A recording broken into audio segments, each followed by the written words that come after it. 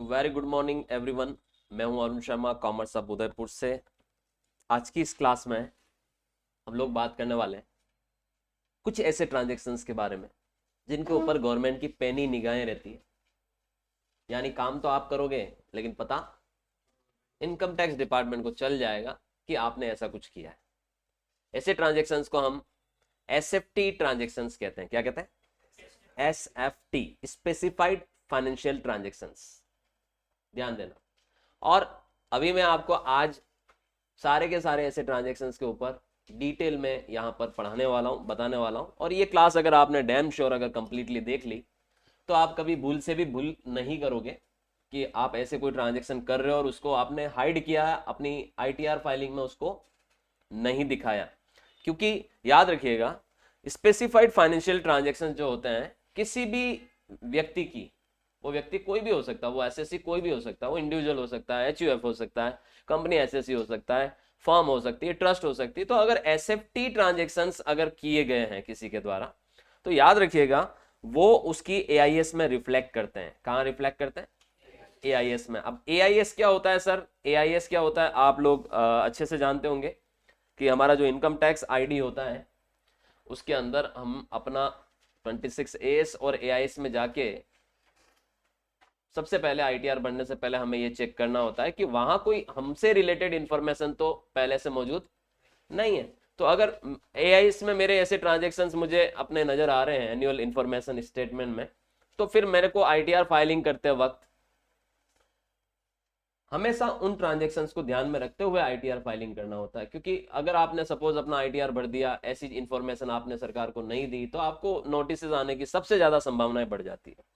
सो आज हम लोग देखने वाले हैं कि कौन कौन से ऐसे ट्रांजेक्शन होते हैं जिसपे गवर्नमेंट की क्या रहती है, पैनी निगाह रहती है। तो टोटल मिलाकर एसएफटी 01 से लगाकर एसएफटी 18 तक के ये ट्रांजेक्शन आपको अपने एआईएस में रिफ्लेक्ट करते हुए मिलते हैं। तो चलिए अपन लोग वन बाई वन एक एक ट्रांजेक्शन के ऊपर डिस्कस करते हैं। सबसे पहले बात करते हैं एसएफटी 01 के ऊपर। किसके ऊपर? एसएफटी 01। एसएफटी मतलब स्पेसिफाइड फाइनेंशियल ट्रांजेक्शन, याद रखिएगा। और ये कोड है सारे। तो आप जब अपना एआईएस चेक करोगे तो उसमें भी ये कोड वाइज ही डिस्प्ले होंगे बेसिकली। तो ये एआईएस के कोड है, याद रखिएगा। ये जो आपको 01 दिख रहा है, 02, 003 दिख रहा है, ये सब आपके एआईएस में दिखने वाले कोड है। तो आपको वहां से ये पता चल जाएगा कि आपकी कौन सी इंफॉर्मेशन उनके पास ऑलरेडी मौजूद है। तो सबसे पहले अपन बात करते हैं एसएफटी 001। ओके, तो देखिए याद रखिएगा, अगर आपने कोई भी बैंक ड्राफ्ट या पे ऑर्डर परचेज किया है कैश में, याद रखिएगा, बैंक ड्राफ्ट या पे ऑर्डर परचेज किया है किसमें? कैश में। और 10,000 रुपए का। अब बैंक ड्राफ्ट क्या होता है साहब? डिमांड ड्राफ्ट भी नाम सुना है कि नहीं सुना आपने? डीडी। अब मैं गया किसी बैंक में और मैंने बैंक को बोला कि मुझे 10 लाख रुपए की क्या बनानी? डीडी बनानी है, डिमांड ड्राफ्ट बनाना है। मुझे 10 लाख से ऊपर की वैल्यू का डिमांड ड्राफ्ट बनाना है, या मुझे किसी को ये पैसा पहुंचाना है। मैंने बैंक को बोला है कि आप इस व्यक्ति को, इस पर्टिकुलर पर्सन को आपको ये पेमेंट करना है मेरे बिहाफ पर। तो उसे हम कहते हैं, स्पेशली ये बैंक ड्राफ्ट या पे ऑर्डर को आपको समझना, तो सबसे बढ़िया एग्जांपल है डिमांड ड्राफ्ट। तो हम लोग अगर डीडी बनाते हैं, डिमांड ड्राफ्ट बनाते हैं, बैंक ड्राफ्ट बनाते हैं या पे ऑर्डर बनाते हैं और उसकी एग्रीगेट वैल्यू कितनी हो? 10 लाख रुपए से ज्यादा हो, याद रखिएगा ऐसे ट्रांजेक्शन इनकम टैक्स डिपार्टमेंट को पहले से क्या होंगे? मौजूद होंगे। 10 लाख से ऊपर का डीडी बनवाया है, आपको एसएफटी 001 पहले से मौजूद मिलेगा आपके एआईएस में। अब आप बोलोगे कि सर यार कैसे उनको पता चलता है? समझ रहे? तो देखिए, ट्रांजेक्शन तो मेरे और बैंक के बीच में हुआ है, तो उनको कैसे पता पड़ गया? भाई आपके और बैंक के बीच में हुआ है, लेकिन बैंकिंग कंपनी या जो कोऑपरेटिव बैंक्स या जिन भी फाइनेंशियल इंस्टीट्यूशन के जरिए आपने ऐसी ट्रांजेक्शन की है, उसकी ये लाइबिलिटी बनती है कि वो इनकम टैक्स डिपार्टमेंट को इस तरीके के ट्रांजेक्शन को रिपोर्ट करें। वो आपके इस तरीके के ट्रांजेक्शन को इनकम टैक्स को रिपोर्ट करेगा आपके पैन नंबर से कि इस बंदे ने मेरे से क्या बनवाया? डिमांड ड्राफ्ट बनाया, value more than 10 lakh. So in that case आपको यहां पर एआईएस में रिफ्लेक्ट करेगी वो चीज, याद रखिएगा। ऑलराइट, अगला SFT 002, purchase of prepaid instruments in cash. अब देखिए एक और बात बता देता हूं, ये सारे जो मामले हैं ज्यादातर कैश लेन देन के मामले हैं। आपने अगर डीडी भी कैश में बनवाया, आपने पे ऑर्डर भी किसी को कैश में किया और बैंक को ले जाके कैश पकड़ाया और बैंक को बोला कि इतने रुपए का डीडी बनाइए, इतने रुपए का पे ऑर्डर बनाइए, इतने रुपए का कोई इंस्ट्रूमेंट आपने बैंक परचेज कर लिया, ध्यान देना, बैंक से किसी तरह का इंस्ट्रूमेंट कैश में परचेज कर लिया, बैंक को जाके कैश पकड़ाया और 10 लाख रुपए से ज्यादा का इंस्ट्रूमेंट आपने कोई बैंक से परचेज किया है ना। बैंक में भी कई सारे सेविंग स्कीम्स चलते हैं, डिपॉजिट स्कीम्स चलते हैं, बैंक के पास भी बहुत तरीके के क्या होते हैं, इंस्ट्रूमेंट्स होते हैं। आज की तारीख में बैंक सिर्फ एफडी आरडी तक ही सीमित नहीं है, आज की तारीख में बैंक भी बहुत सारे अलग अलग इंस्ट्रूमेंट्स आपको, आप जब बैंक में जाते हो तो आपको ऑफर किए जाते हैं। तो अगर आपने कोई 10 लाख रुपए से ऊपर का प्रीपेड इंस्ट्रूमेंट्स परचेज किया है नकद में, तो वो बैंक की जिम्मेदारी बनेगी कि वो ट्रांजैक्शन आपके पैन नंबर से इनकम टैक्स डिपार्टमेंट को रिपोर्ट करें। It means it is SFT 002 आपके AIS में पहले से आपको मौजूद मिलेगा। नकद लेन देन पर इनकम टैक्स डिपार्टमेंट या भारत सरकार की कड़ी निगरानी रहती है, नजर रहती है, याद रखिएगा, समझ रहे। ये नकद लेन देन को रेस्ट्रिक्ट करने के लिए या इनकम को आप नहीं छुपा सको उसके लिए बनाए गए रूल है, याद रखिएगा। सिर्फ ऐसा नहीं है कि आपका TDS या TCS का डिडक्शन या कलेक्शन हुआ है या आपने कोई एडवांस टैक्स सामने से जाके जमा कराया तो वही आपको वहां पर पहले से मौजूद मिलेगा आपके ITR में। ये ऐसे ट्रांजैक्शन है जिनकी जानकारी भी इनकम टैक्स को पहले से मौजूद होगी, आप नहीं बताओगे, सामने वाला बता देगा, याद रखिएगा, ठीक है।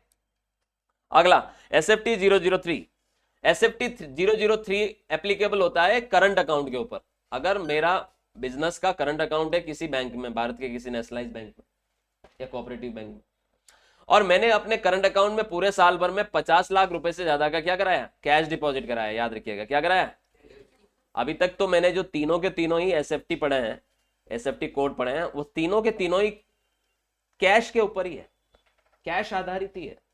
देखिए करंट अकाउंट होता ही किस लिए, आप समझिए, करंट अकाउंट किस लिए होता है, बिजनेस के लिए होता है। अब आप कोई बिजनेस कर रहे हो, आप ऑनलाइन लेन देन करो ना, क्या दिक्कत है, कोई लिमिट ही नहीं है उसमें। करंट अकाउंट का मतलब यही होता है, नो लिमिट ऑफ डिपॉजिट या नो लिमिट ऑफ विड्रॉल। आप उसमें करोड़ों रुपए के ट्रांजेक्शन लेन देन करो, कोई दिक्कत नहीं, लेकिन किसमें करो, डिजिटल इंस्ट्रूमेंट्स के जरिए करो। अब आपने बैंकिंग चैनल्स के माध्यम से करो, ऑनलाइन लेन देन करो, समझ रहे हैं, चेक से लेन देन करो, ऑनलाइन ट्रांसफर करिए, आप उससे लेन देन करिए, NEFT RTGS का इस्तेमाल करिए। आप कैश जाके कोई बंदा अगर बैंक में जाके क्या कर रहा है, जमा करा रहा है अकाउंट में कैश जाके, तो याद रखिएगा, हालांकि गुनाह नहीं है, मैं कतई ये नहीं कह रहा हूं कि ये गुनाह है, आपका बिजनेस ही ऐसा है जिसमें आपको ज्यादातर प्रॉफिट्स किससे, सेल प्रॉफिट किससे होती है, कैश में होती है। तो उस कैश को करोगे क्या, खाते में तो जाके जमा कराओगे। तो आप अगर कैश जमा करा रहे हो ऐसा कोई दिक्कत नहीं है, लेकिन याद रखिएगा 50 लाख से ऊपर का अगर आपने पूरे साल भर में, पर एनम एग्रीगेट लिमिट है ये,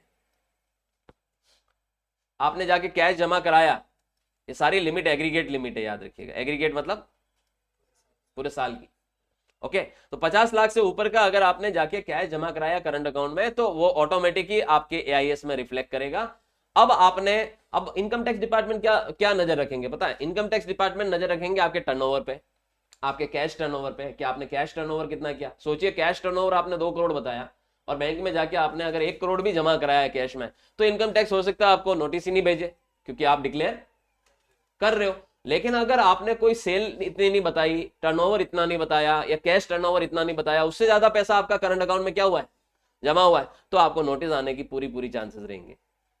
तो ये ट्रांजेक्शन ऑलरेडी इनकम टैक्स को रिपोर्ट करने होते हैं उन बैंकिंग कंपनीज को जिनके माध्यम से या जिनके यहां पर आपका करंट अकाउंट है और आपने मोर देन 50 लाख क्या करा है, सिंगल फाइनेंशियल ईयर में क्या करा है, जमा करा है। मेरे से बहुत लोग पूछते हैं कि सर हमारा सेविंग अकाउंट है, सर हमारा ये अकाउंट है, सर हमारा वो अकाउंट है, हमने अपने अकाउंट में इतना पैसा ले लिया, इतना निकाल लिया, तो क्या कोई नियम लागू होते हैं। तो याद रखिएगा, ये आपको अभी ध्यान रखना है, करंट अकाउंट में लिमिट है कैश जमा कराने की 50 लाख, और सेविंग अकाउंट में लिमिट है कैश जमा कराने की, याद रखिएगा, SFT 004 10 लाख की। 10 लाख से ज्यादा का नकद जमा हुआ, नकद की बात हो रही है, किसकी, नकद की, तो फिर भैया खतरे की घंटी अलार्म है कि सेविंग में 10, सेविंग का मकसद क्या होता है, व्हाट इज सेविंग अकाउंट,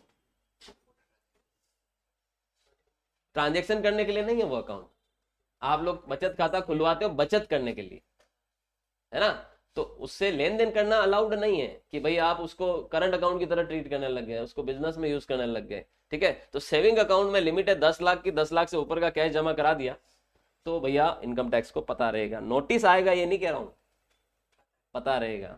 अगर आपके पास जवाब है कि 10 लाख से ऊपर आपने क्यों जमा कराए, जवाब आपके पास है तो फिर कोई दिक्कत वाली बात नहीं, आप रेडी है उसके लिए। अदरवाइज सेविंग अकाउंट का मकसद ही क्या होता है, आपकी बचत इकट्ठा करना उस अकाउंट में। सपोज आप एक व्यापारी है, आपके पास लेन देन के लिए, रेगुलर लेन देन के लिए, ट्रेड करने के लिए करंट अकाउंट है। अब करंट अकाउंट में आपके पास एक्सेस मनी जब इकट्ठा होगा तो आप उसको ट्रांसफर किधर करेंगे, सेविंग में ही करेंगे।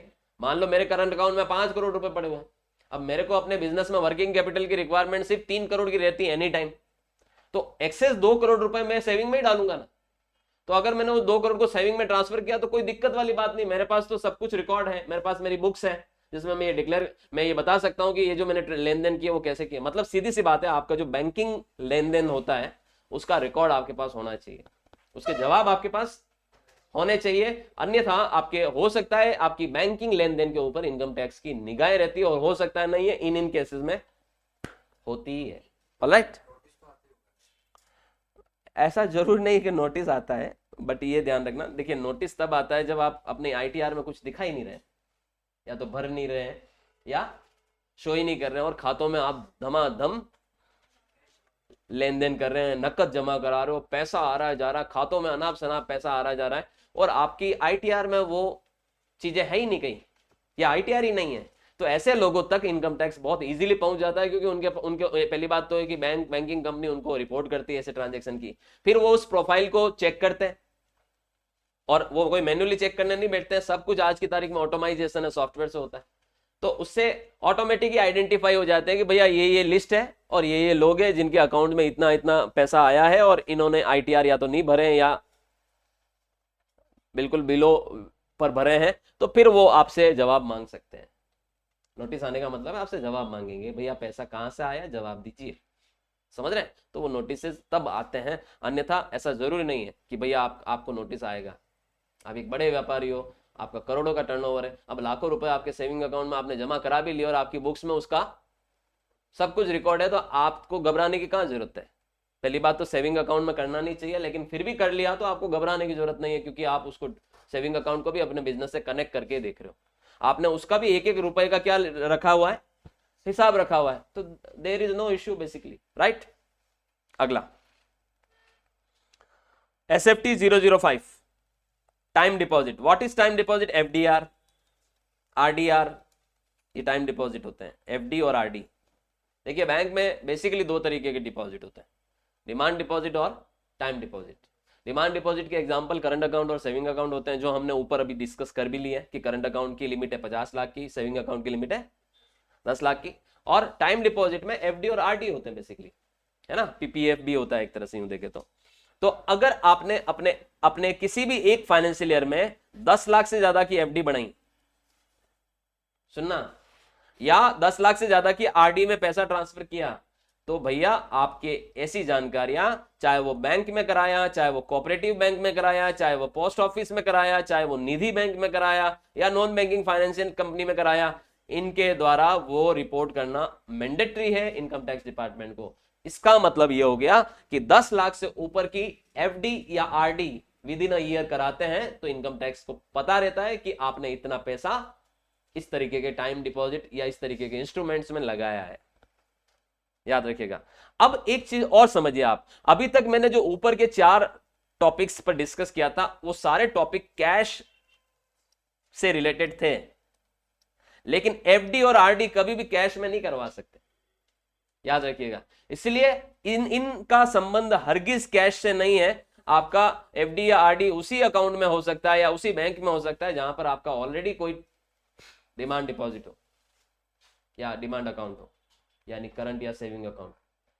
आप किसी ऐसे बैंक में अपनी डायरेक्टली FD ओपन नहीं कर सकते जिस बैंक में आपका पहले से कोई करंट या सेविंग अकाउंट ना हो।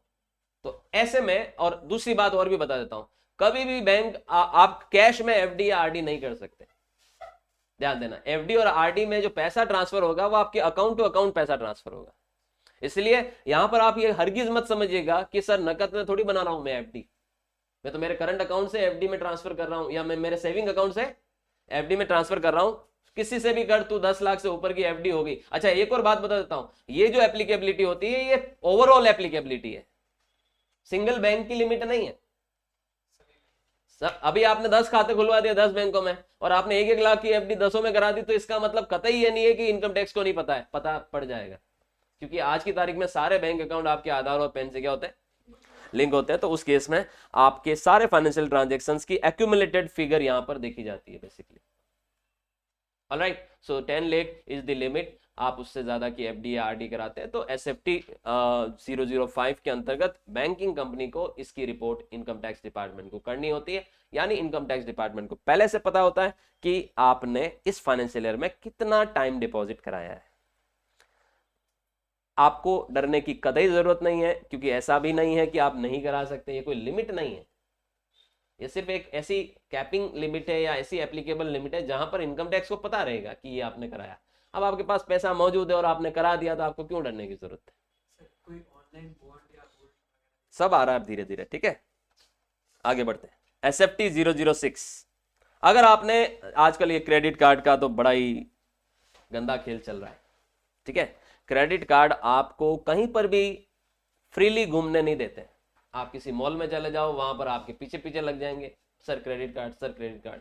आप पेट्रोल पंप पे खड़े रहोगे, वहां पर आ जाएंगे आपको क्रेडिट कार्ड के लिए ऑफर देने के लिए। आप कहीं पर भी चले जाओ, आपको रास्ते में गली चलते ही एग्जीक्यूटिव लोग क्रेडिट कार्ड बांटते फिरते। बैंक में जाओगे तो जमा कराने पैसे गया हूं बैंक में, लेकिन वो मेरे को 10 ऑप्शन बता देगा, ये स्कीम आई, ये स्कीम आई, ये scheme I. It is called, ultimately मैं यूं कह सकता हूं कि फाइनेंशियल फ्रॉड की तरह, एक तरह से कि एक आम आदमी इनके जालों में क्या होता जा रहा है, फंसता जा रहा है। क्रेडिट कार्ड ले लेते हो, चलो अच्छी बात है, ले लिया, अच्छे डिस्काउंट्स मिलते हैं, चलो ये भी अच्छी बात है, लेकिन आप ये नहीं समझते कि आपको 5% डिस्काउंट के चक्कर में 95% खर्च भी तो करने पड़ता है। तो ये जो क्रेडिट कार्ड है एक छलावा है, और इस पे भी इनकम टैक्स डिपार्टमेंट की नजर रहती है बेसिकली, बिकॉज अगर आप क्रेडिट कार्ड से पेमेंट करते हैं, याद रखिएगा, और अगर आपने क्रेडिट कार्ड का पेमेंट पूरे साल भर में 1 लाख से ज्यादा का कैश में कर दिया या 10 लाख रुपए से ज्यादा का किसी भी मोड से किया, तो इसकी भी जानकारी इनकम टैक्स को रहती है कि आपने इतने अमाउंट क्रेडिट कार्ड का पेमेंट किया। 1 लाख लिमिट किस केस में, कैश पेमेंट के लिमिट में, क्योंकि क्रेडिट कार्ड की जो लिमिट है वो पहले हम एंजॉय करते हैं उसको, और फिर हम उस क्रेडिट कार्ड कंपनी को वापस से क्या करते हैं, वो पैसा पे करते हैं। तो अगर मैंने पूरे साल भर में 10 लाख से ज्यादा का क्रेडिट कार्ड का भुगतान किया है या 1 लाख से ज्यादा का कैश में भुगतान किया, तो ये आपका SFT 006 में नजर आएगा, आपके AIS में। याद रखिएगा, वो कंपनी जिसने आपको क्रेडिट कार्ड इश्यू किया है, वो कंपनी इसकी जानकारी इनकम टैक्स डिपार्टमेंट को देना उसके लिए अनिवार्य है। सर वो कंपनी नहीं दे तो नहीं देने वाला सवाल ही नहीं बनता है, उनके ऊपर पेनल्टी, हैवी पेनल्टी, उनको इनकी रिपोर्ट करनी कंपलसरी है, याद रखिए। आगे बढ़ते हैं। SFT 007, अगर आपने कोई बॉन्ड या डिबेंचर खरीदे, आपने ये तो सुना ही होगा, गवर्नमेंट बॉन्ड्स या जो कंपनियां होती है उनके डिबेंचर्स आपने परचेज किए, 10 लाख से ऊपर के बॉन्ड या डिबेंचर आपने परचेज किए, तो वो कंपनी या वो इंस्टीट्यूशन जिसने आपको डिबेंचर या बॉन्ड इश्यू किए, वो इसकी रिपोर्ट इनकम टैक्स को करता है। तो 10 लाख से ऊपर के बॉन्ड या डिबेंचर। अगला जो SFT है वो भी इसी तरीके का है। आपने 10 लाख से ज्यादा के पूरे साल भर में अगर शेयर्स खरीदे किसी कंपनी के, तब भी आपकी जानकारी इनकम टैक्स को रहती है। वैसे मैं ये बता दूं, ये सब ऐसे ट्रांजेक्शन है जैसे शेयर मार्केट की बात कर रहा हूं। तो आज की तारीख में जैसे कई सारे ऐसे डिस्काउंट ब्रोकर्स आ गए जिनकी एप्लीकेशन हम मोबाइल में यूज करते हैं, और हम किसी भी कंपनी का वहां 1 रुपए का शेयर भी खरीद लेते हैं। मेरे पास मेरे अकाउंट में मैंने 100 रुपए डाले, 100 रुपए के शेयर भी मेरे पास ऑप्शन है कि मैं खरीद सकता हूं। तो याद रखिएगा, ये 10 लाख यहाँ पर जरूर बता रखा है, लेकिन मैं आपको बता देता हूं कि अगर आपने शेयर्स खरीदे या बेचे, उसकी ऑलरेडी जानकारी आपकी AIS में नजर आ जाती है। ये लिमिट तो चलो बड़ी लिमिट होगी, एक ट्रांजेक्शन भी किया तो वो आपको नजर आएगा। इसीलिए याद रखिएगा, ये सब फाइनेंशियल ट्रांजेक्शंस पहले से उनको पता रहते हैं। तो 10 लाख से ऊपर की शेयर्स खरीदने पर इसकी जानकारी इनकम टैक्स को रहती है।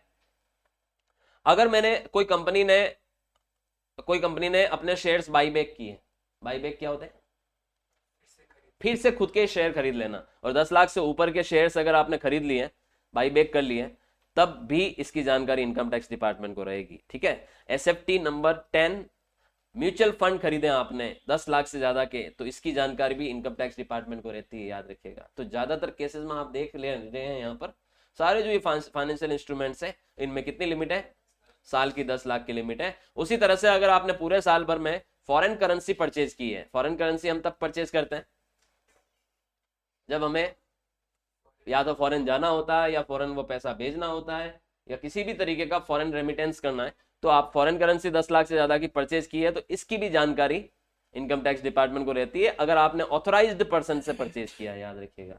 ठीक है, क्योंकि इंडिया में हर तरीके की चीजें चलती है। इंडिया में क्या मतलब फ्रॉड जहां ज्यादा है तो वहां हर तरीके के अनऑथराइज डीलर्स भी मार्केट में रहते हैं, तो वहां से वो आपकी रिपोर्ट नहीं होने वाली। रिपोर्ट ऑथराइज्ड डीलर से अगर आपने फॉरेन करेंसी एक्सचेंज कराई है तो इन केस 10 लाख से ऊपर पे आपको SFT 011 के अंतर्गत ये रिपोर्ट की जाती है।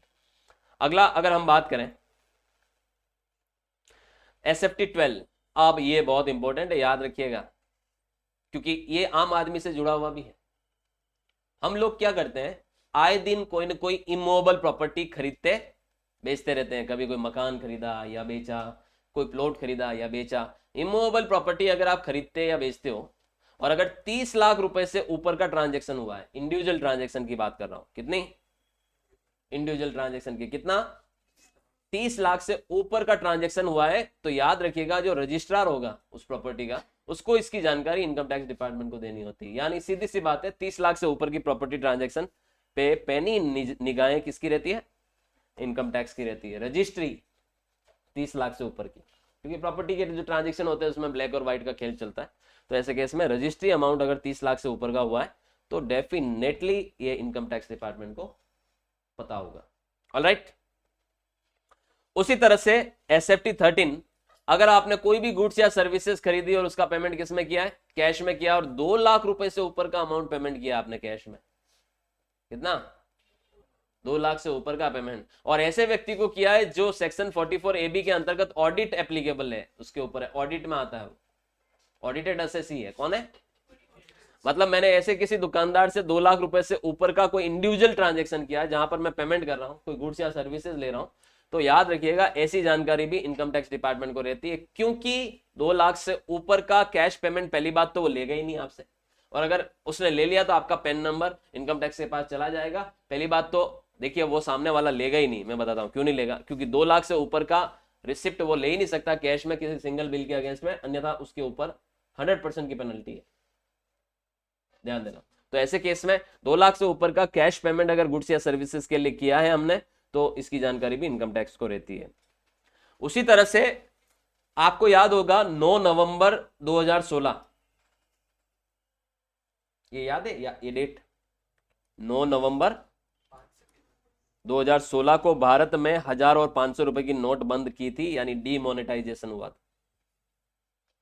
सरकार ने कुछ समय दिया था हमें कि आप अपना पैसा 50 दिन के अंदर जाके बैंक से एक्सचेंज करा लीजिए या जाके जमा करा लीजिए। तो 9 नवंबर 2016 से लगाकर 30 दिसंबर 2016 तक अगर आपने अपने अकाउंट में 2.5 लाख रुपए से ज्यादा का नकद जमा कराया होगा तो इसकी जानकारी भी टैक्स डिपार्टमेंट को पहले से मौजूद होगी, क्योंकि उस बैंकिंग कंपनी को इसकी जानकारी इनकम टैक्स डिपार्टमेंट को देना अनिवार्य था। समझ रहे, क्योंकि अगर आप बड़ी राशि जमा करा रहे हो तो इनकम टैक्स ने कईयों को नोटिस भेजकर पूछा कि ये पैसा कहां से आया, इतना कैश में अमाउंट कहां से आया आपके पास जो आप लाके यहां पर बैंक में जमा कराए। तो ये वो टाइम पीरियड था जब भारत में डीमोनेटाइजेशन हुआ। राइट, SFT 15, अगर कोई कंपनी, याद रखिएगा आपने किसी कंपनी के क्या खरीद रखे हैं, शेयर्स खरीद रखे हैं, और आपने कंपनी ने आपको क्या दिया है, डिविडेंड दिया है, ये भी पहले से मौजूद होता है हमारे AIS में।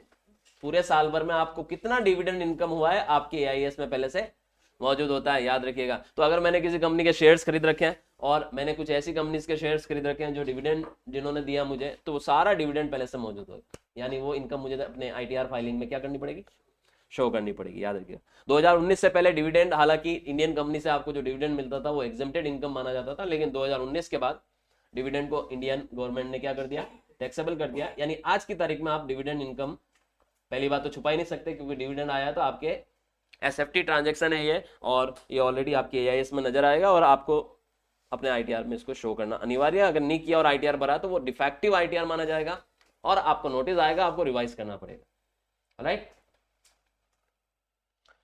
SFT 016, अगर किसी बैंक ने आपको ब्याज दिया, याद रखिएगा क्या दिया है, इंटरेस्ट दिया है, SFT 016, ठीक है, किससे संबंधित है, इंटरेस्ट से।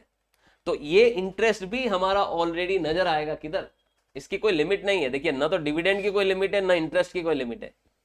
मतलब हर हाल में अगर मेरे को 300 रुपए का भी ब्याज मिला ना, सेविंग अकाउंट, एफडी, आरडी, किसी पे भी, पीपीएफ अकाउंट पे, वो ब्याज ऑटोमेटिक ही मेरे एआईएस में रिफ्लेक्ट करेगा। यानी मैं ब्याज और डिविडेंड की इनकम को हरगिज नहीं छुपा सकता, भले ही वो 100 रुपए की क्यों ना हो।